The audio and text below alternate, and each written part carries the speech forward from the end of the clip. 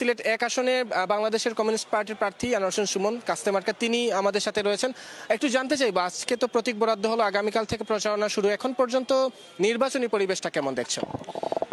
আমরা যেটা দেখতেছি যে প্রশাসনের পক্ষ থেকে নির্বাচনে আসলে দুইটা বিষয়ে ভোট হবে। একটা হলো আমাদের যে জাতীয় সংসদ নির্বাচন এবং সাথে গণভোট হবে। এবং গণভোটের বিষয়ে সিলেটের জেলা প্রশাসক হলেন আমাদের রিটার্নিং অফিসার, কিন্তু তিনি নিজে বিভিন্ন জায়গায় জায়গায় গিয়ে হ্যাঁ ভোট দেওয়ার জন্য যেভাবে চা শ্রমিকদেরকে, শ্রমজীবী মানুষকে বা জনগণকে যেভাবে মানে বলছেন, সেটা এক ধরনের প্রভাব হিসেবে আমরা মনে করি।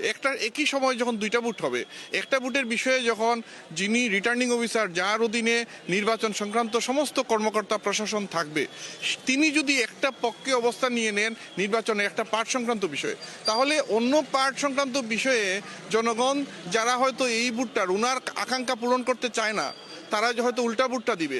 সে এসে হয়তো জাতীয় সংসদ নির্বাচনে যাকে ইচ্ছা ভোট দিতে চায় সেই এই জায়গায় আসার সুযোগটা পাবে কিনা, সে আতঙ্ক